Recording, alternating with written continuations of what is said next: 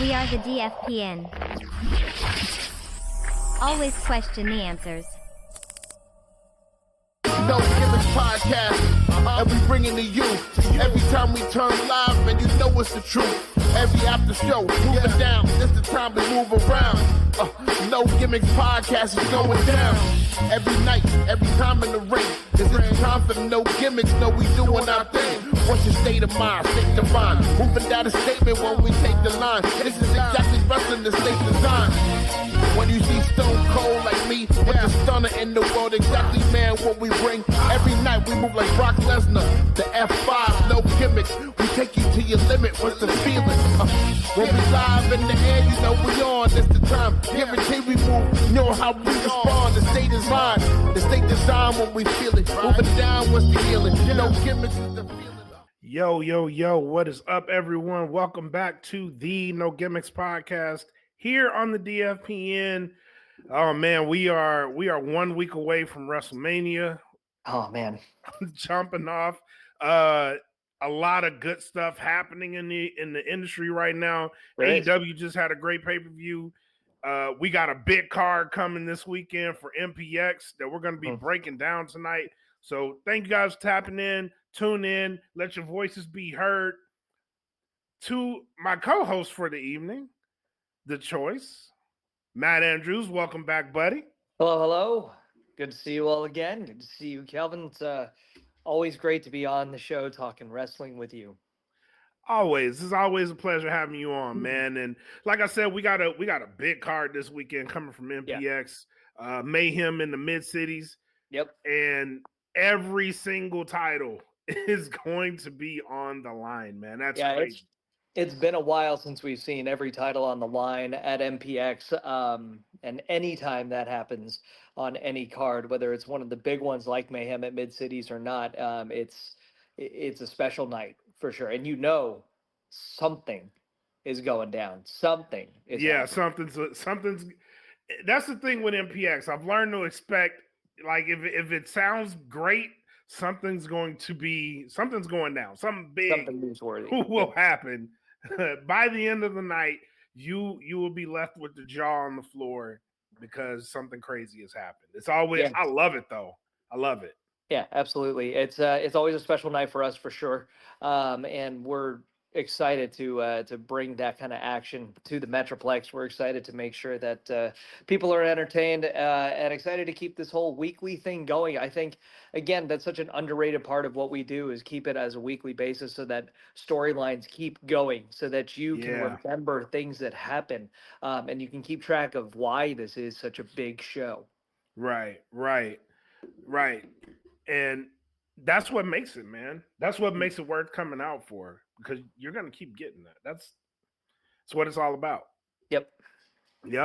So before we get into the show, though, we don't have our regular episode this week. Shout out to my other co-host D Vader. It's his anniversary this week. Happy anniversary to him and Aisha, his wife. Sure. So that's why we don't have a normal episode, but we did have topics throughout the week, and one of which I want to go over with you before we get into the MPX stuff. Yeah, please. Let's go. There was a post in the No Gimmicks podcast fan group that said, "The Undertaker is the best big man ever. Do you agree or no?" And I had thoughts. So I'm going to pose a question to you, Matt. Is The Undertaker the best big man in the history of the business? Yes or no?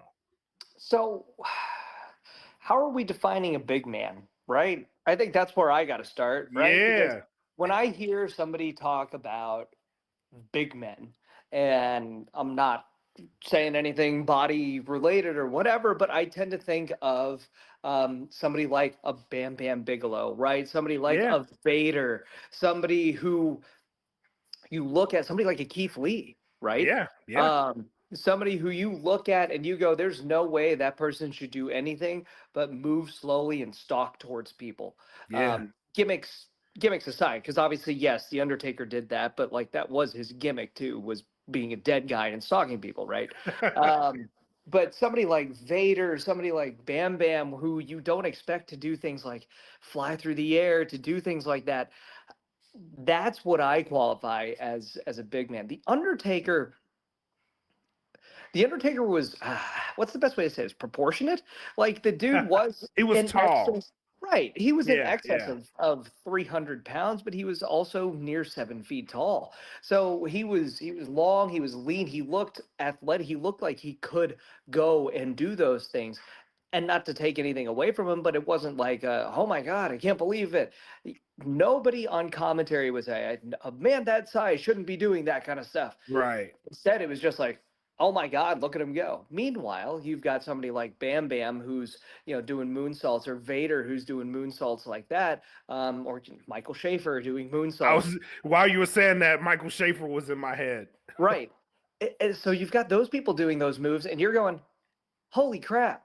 Like people don't do that. And of course, in honor of Mayhem in Mid Cities, Mr. Mayhem himself, Stephen Kirby pulling out a couple of high flying moves too, where they sought to defy their own bodily limitations that have been bestowed on them, right? And so is the Undertaker the best big man? I think not necessarily categorizing him as a big man. If that's controversial, that might be it. I don't know.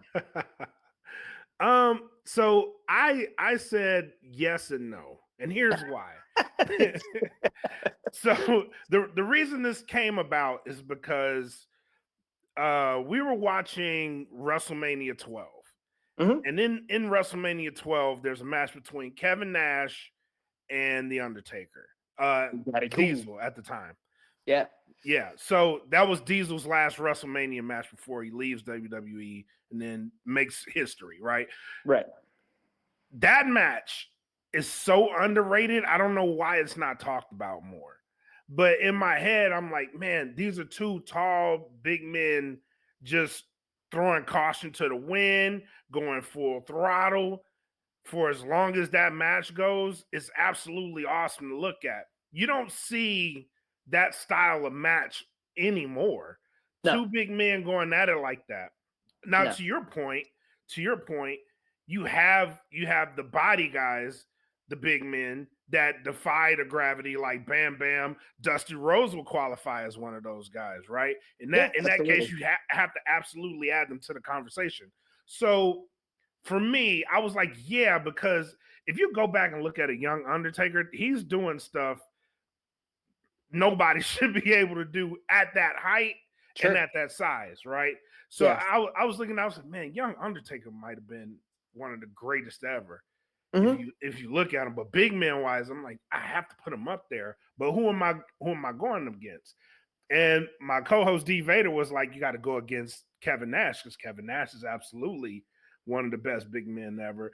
By the way, he helped change the history of pro wrestling. See, so that's the other thing, right? It's like, what criteria are we giving? What criteria? Athletic big men? Or are we talking about like character and personality big men? Because in that regard, Undertaker hands down the best big man. When we're talking about character and personality and all that. Overall, though, honestly, I would put Yokozuna above Undertaker in terms of big men. Absolutely would, because not only did he have the underrated athleticism, spinning heel kicks, being able to go over the top rope the way he did and do everything safely, but he also had the character. He also had the presence, the aura. He had all of that. In the same vein that the Undertaker did. And I just count Yokozuna to be a little bit more athletic than that. And then as far as leaving a mark on the business, I mean, yeah, sure, the Undertaker is legendary, 100%. Yokozuna is part of the Anoa'i family. And so, like, there's an entire legend and legacy left on that front, too. Yeah, yeah. By the end of it. And you look, I'm surprised no one brought up Yoko. That's crazy that you brought him up, because no one was thinking about him in that aspect. But yeah, absolutely. And you look at that family, like, look at Jacob Fatu right now. Oh, that guy, the way he moves, no one his size should be able to move like that. Well, sure, and that's another thing, right? So do you qualify Jacob Fatu as a big man? I don't. I don't either. I don't. Because if you're going to do that, then you have to kind of qualify Kevin Owens as a big guy too, right? Right. The other thing is the reason I think people don't talk about Kevin Nash in such a positive light is because the damage he did to his legacy by some of those matches in WCW and way later on towards his time, getting that history is injury prone, Yeah. constantly doing things and then just not because like being written out of angles because he injured himself. Right. I think he did more damage to himself than good. And if honestly, if we just left it at his Big Daddy Cool Diesel run in WWF, he'd be up there with one of the all-time greats. Because again, good character, good movement. He knew how to wrestle his size too. And I think that's another thing you got to keep in mind when you're talking about big guys. Can they wrestle their size? Right. Right. Good combo, man. Good I combo. I I know that was always one of the things that Keith Lee said that he would get as critique from Dusty, from William Regal, from all of them, is that yes, he could do all these phenomenally athletic things, and he had the charisma to get Mm-hmm. over, but he wasn't necessarily wrestling his size. And by what we mean by that is that um, smaller guys could do something to him, and he'd sell it like he got shot. And it's like he got it way towards later in his career, right? Well, later in his NXT run, but it finally got to the point where he would get hit and then he would just stumble back instead of immediately taking a bump, right? The guy's huge. Nothing should knock him off his feet unless it had some force behind it. But that wasn't always the case early in his career. That's interesting you say that too, because he's not the only one that does that. Right. I've noticed Powerhouse Hobbs is one of those people. He's coming around and wrestling his size too. So that's very interesting that you say that. Yeah. And it's something I won't necessarily notice right off the bat until someone points it out. Mm-hmm. But yeah, absolutely makes sense. Absolutely makes sense. Good Well, combo, man. yeah, I know. I love geeking out about stuff like this. So good times. That's a good combo. So, second thing I want to move on to before we get into MP. For sure. WrestleMania coming up, and we're sharing all these things. What is your all-time favorite WrestleMania match? Golly. Wow. That's so tough. Because I mean, it's really easy to throw HBK Undertaker Part 1. That's the first one that comes to mind, just because with everything that was at stake in that match, the way the story was told was perfect, right? And what's phenomenal also about that is that there's no titles on the line. This is Right. pride. This is, Right. and in the first one especially, there's not even a career on the line. Right. It's literally just, can he beat this? Can he be Mr. WrestleMania versus can he defeat the Streak? And so to be able to tell that kind of a story, have that much on the line without really having anything on the line, yeah, that's outstanding to me. Truly enjoyed that. Another one, again, with HBK. Of course, HBK is the one that got me into wrestling, so it's hard not to think of things. HBK and Jericho. Good one. Which also had a really great story to tell and ended phenomenally. I really like the whole, you just had a classic, you could have just shaken hands. Like nowadays, it would have ended at the handshake. Yeah, But no, Jericho went ahead and low blowed Michaels, and I think that just adds more fuel to the fire, which I really liked. Nice. The Money in the Bank ladder match when it was when it was in Orlando, I want to say. It was the one where Morrison did the moonsault from the top rope to the floor with the ladder in his hand. Oh yes. That whole match was redonkulous. And didn't Shelton Benjamin like run up he was in that match, right? Yes, he was. He ran up the ladder and that was crazy. That was also Matt Hardy came back because MVP was in that match. Yeah. And Matt Hardy did a twist of fate off the ladder. So that also happened in there too. So again, those are the first three that come up to my mind. So mine is WrestleMania 17, the first TLC match. Okay. Yeah. That match set the standard for the rest of those matches. Absolutely. Ladder matches wasn't really, they were a thing already, which Mhm. WrestleMania 10, Razor Sure. versus Shawn. That's another one of my favorites. Though they were around that time, but what they did in that match, absolutely insane. The Sure. spear while he's holding on to the championship, and he just spears them, and they both go crash and burn. There was a lot of stuff done in that match that was just like amazing. It was revolutionary for that time. Yeah, yeah. And not just for a ladder match, but just for wrestling in general. Yeah. Yeah. So yeah, that would be my favorite match. I do have some runner-ups. HBK Cena. Yeah. That's The whole a build up to that was great. crazy. Yeah. Yeah, that whole Eddie Guerrero and Kurt Angle was a good match to me too. Oh man. Yeah. Hard to neglect that one too. Really Yeah. anything with Eddie in it, but yeah. Yeah, those matches stand out to me as not really the main event. Of course, you have your Hogan Rock, like for the pageantry, for the big scheme. But one of my all-time favorite matches from WrestleMania is the match that followed Hogan Rock. It's a three-way. Right. It was Triple H, right? No, it's ladies. It's Trish Stratus, Lita, and Jazz. Oh my gosh. In a triple threat.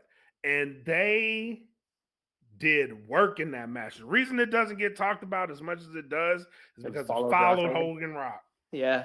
But everybody that followed that match on that card, everybody said that. They were like, there's nothing we could have done. You can't do anything. Yeah.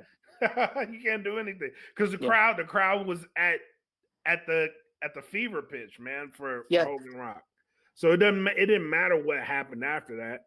But what happened after that was an absolutely phenomenal match. It doesn't get talked about enough. So it's one of my favorite WrestleMania matches. I'm gonna have to go back and watch that now because I want to see what they did, and then obviously I want to see how the crowd reacted. Because to be able to do any kind of work in front of a crowd that's already like, well, we're kind of they actually got a good reaction. Dude, they beat the crap out of each other. It was awesome. Probably had a chip on their shoulders. Yeah. So. Oh yeah. That's how they wrestle. Like they had something to prove. Like, oh, you want to put us after this? All right. Let's show you what we can do. Yeah, and they did work. And it's why it's one of my favorite matches because of what they did in that match. It's awesome. Gotcha. But the time has come. Let's move on. We finally get to talk some MPX. So let's jump in to MPX this week.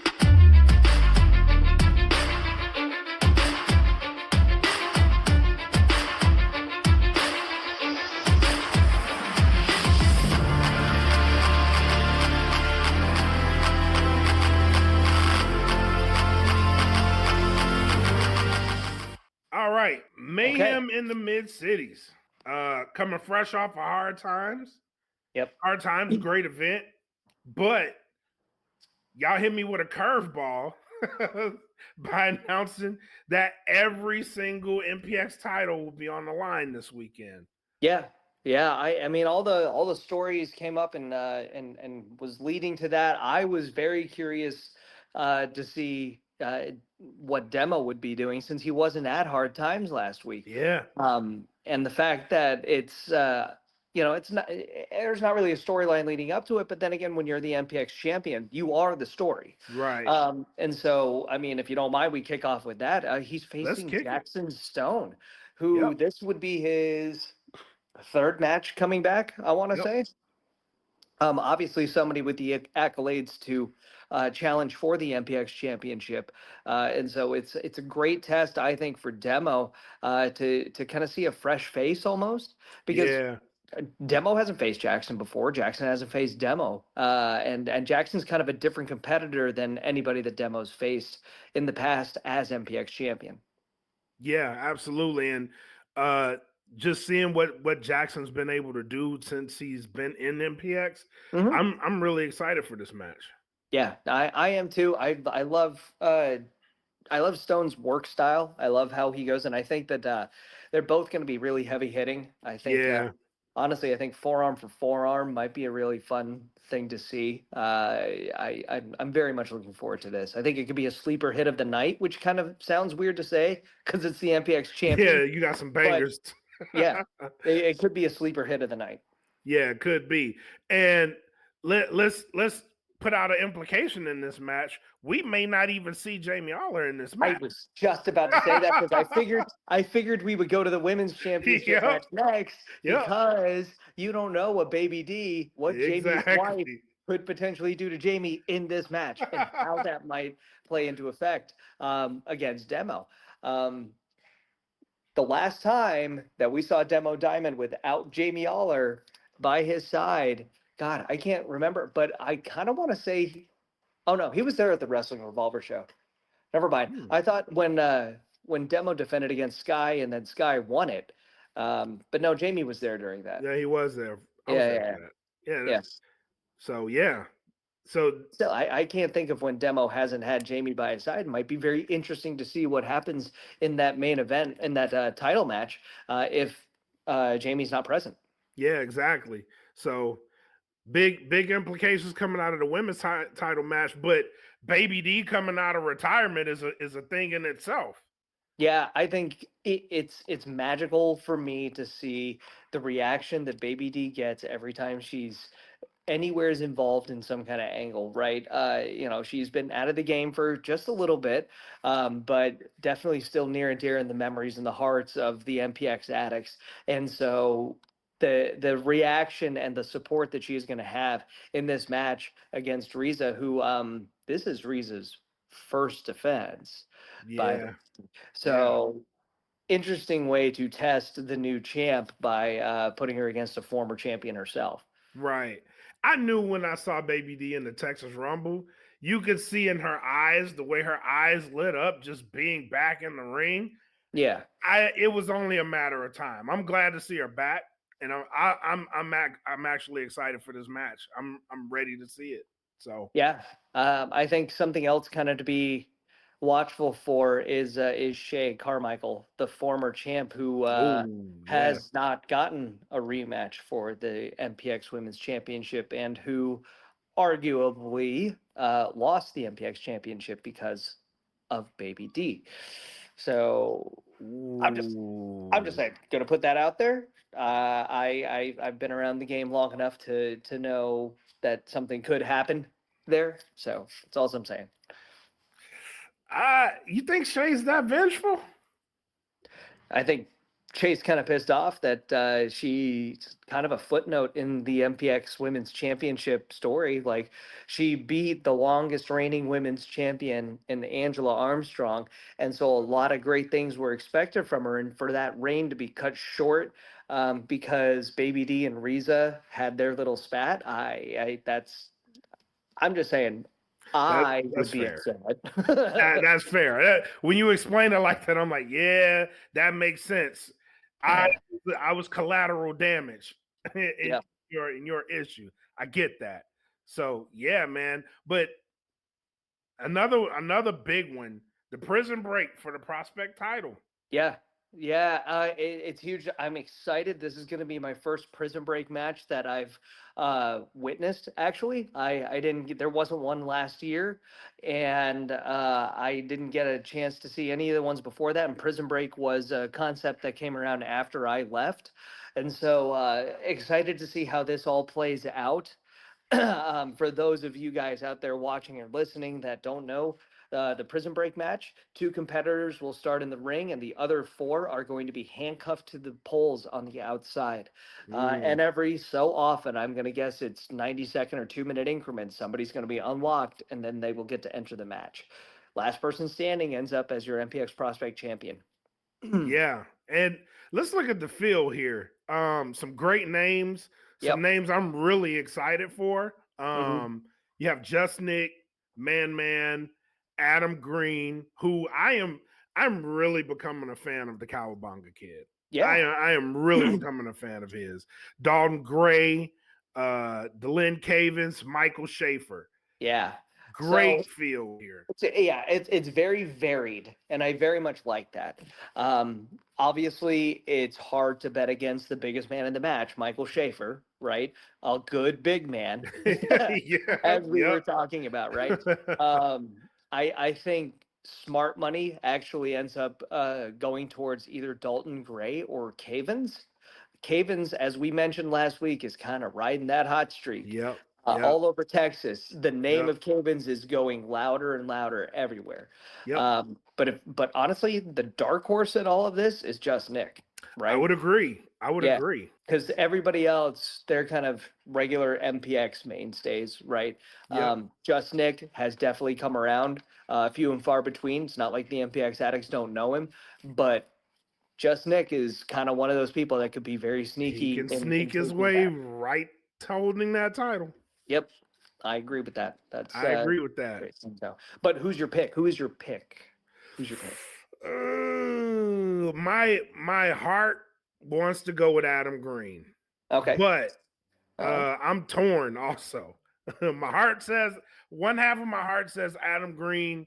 The other half of my heart says Delenn Cavens. Sure. Two great picks. My heart says Cavens, but also knowing the scorn and kind of that stuff, and knowing how determined Dalton Gray is. I may not agree with any of Gray's tactics in the slightest, but the guy is determined to make an impact within his first year here in the business. And under the tutorship of the Scorn, I kind of think Dalton could walk away with this. Oh, man. You know what? I saw a post from the Scorn where it's a throwback photo, and they're like, by the end of the night, we could all be holding titles. Yeah, I know. That would be a thing, wouldn't it? Yeah, it would be. It would be. So let's move on to their match. You got the Scorn versus the Sons of Mayhem for the MPX tag team title. Yeah, what a huge opportunity for the Scorn. And I think we talked about this last week a little bit, or I did in my MPX minute, but the Scorn's kind of lost their way a little bit, right? Between Tommy suffering some embarrassing losses, and Gabe having to take the loss from Sky in that excessive violence match, the Scorn just kind of seems to be at a loss of what they need to do. And maybe the tag team championships are motivating enough to get them back on track. But maybe some of that bad luck follows them around. Sons of Mayhem, on the other hand, they're on a roll. Yeah, absolutely. Absolutely. And honestly, that tag match last week could probably be up there in discussion for match of the year by the time 2020. I was just about to say that. That was I really love them back together. Since they've been back together, I've loved every minute of the Sons of Mayhem. Sure. And not to harp on last week too much, but also props to Parabellum, because that was a phenomenal effort. And if they were tag team champions again, I don't think anybody would have any kind of problem with that. No, not at all. Not at all. So I like MPX's tag team division. It's shaping up really, really nicely. I think so too. I think we've got a lot of good teams in MPX. I think it needs a couple of random teams thrown in the mix there from somewhere else around Texas to really just kind of make it interesting, And I'll go back to Angela and her title defenses as the women's champion. Faces that you don't see all the time, right? Yeah. There were a couple of people in there, right, that she defended against. Nova, she defended against Maya there, and we've seen those two. But seeing somebody like Ray Lynn come in, somebody like Leva Bates come in and challenge for the MPX Women's Championship, I'd love to see something like that happen for the Sons of Mayhem. Parabellum, kind of almost like that, but we've seen them before. Right. I'd like to see some new tag team that MPX addicts may not be 100% familiar with come in and give the Sons of Mayhem a good fight. I would like that too. Yeah, definitely would like that. So speaking of faces we don't see very much, we have a return. Exodus Prime. Exodus coming back from Destiny. Really crazy that it's been that long since we've seen Exodus. I know. But his presence is still felt everywhere, right? Yep. Even when Kari would come out the following week and look for Exodus, you could see the anger in his eyes and just know that Exodus's cloud was kind of hanging over Kari, right? Yep. Yep. And we don't know if he's going to be there, but with the return of Exodus, I'm actually looking for Kari. Yeah, I think there's a chance that Kari makes his way into the MPX Event Center at some point on Saturday night, knowing that Exodus will actually be there, Yep. not just in a video form. Right. Love it. And then we have a debut. Yeah, the new sensation, Devin Anello. Oh, Yep. Kelvin, I got to tell you, I like this kid. If you like Adam Green, I got a feeling Devin Anello is going to win over the Addicts. Oh, Real quick. really? I don't know anything about Devin, so I'm actually interested. Yeah, Devin has competed in the early access matches, and Okay. he's impressed. He is athletic. He's strong. His charisma is going to come with the confidence in the ring. I think MPX has done a fantastic job by showing the promo videos, teasing the teasers, and kind of hyping him up by showing him working out, showing his story. Those are all on Devin's Facebook and Instagram pages. Just find him, Devin Anello. You can go and look for his story and see how far he's come. I think this is a name to watch out for in 2025. Okay. Hugely invested, and I would buy Devin Anello stock right now. All right. You sold me. You sold me. I'll check him out. Yeah. And then, so our last title match is actually the MPX Addicts Championship. Yeah, something that came about last week. Yep. When Mikey B faced off against Leon King, which, by the way, Leon King was fantastic. Great. Love that match. Yeah, a very good match. I know we're going to see Leon King again at some point here in the next month and a half. So very excited for that. But Mikey B with the win last week and deciding to throw the gauntlet down against Dave Sagan, and that's huge when you think about It the is. history between Mikey and Dave and the fact that Mikey outed Dave as the cult leader, right? Mhm. And so it's kind of come full circle. I like the fact that this has been a big time story in the making, and we finally get Dave and Mikey one-on-one. You know what I like about this? Mm. Mikey B has quietly built himself up. Very much so. He's moved in a way that I give him a very high chance of winning this match. It's because he's quietly gone around and he's beaten guys like Demo. He's come out of certain situations to where you didn't think he was going to come out the winner, and he came out of it. So I like this matchup. I like it even more that he had the cojones to step up and call this match out. I love it. Absolutely, and I'm also hopeful and excited for him because it's the Addicts Championship, right? When Yep. I came back as ring announcer, Mikey was the Addicts champion, and so seeing him go through this kind of journey of self discovery, kind of the same way I have as a ring announcer, like. Drawing parallels to our stories and how we kind of lost our way and then found it back here, a place amongst the Addicts, and for Mikey to be fighting for that championship again, that's huge. So very excited for this match. Hopeful that Mikey can pull it out over Dave, but you always know Dave Sagan's got something else up his sleeve. Yep. Always, man. Anytime you're messing with House Sagan, expect something to not be what it seems. So yeah, it's a great way to put it for him too. Yep. So was there? Oh, the Easter Bunny is actually going to be. Swear to God, no, we don't talk about the damn Easter Bunny. I swear to God, no, I'm not giving that guy any of my time. I have so much trauma from the Easter Bunny. And again, I know Izzy James is in town. Izzy James is in Dallas this weekend. Yes, he's in town tomorrow. I swear to God, if that bunny comes up behind me, God, I'm not looking forward to that. No. Hey man, just I know it's trauma. Yep. Just breathe. I don't. They announced it, so yeah, I know. I know.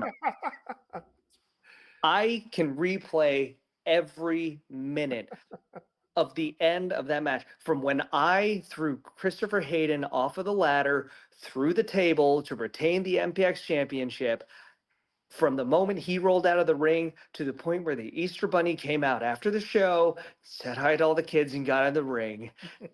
I know, It's man. such a mixed bag. I know. It brings back some old memories. I'm sorry. They announced it. I gotta. Yeah, you got to talk about it. I gotta talk about it. Okay. But they said bring the kids, so maybe you're safe.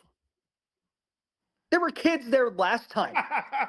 I mean, they said bring the kids. So yeah, great. Jeez. Bring the kids, take pictures.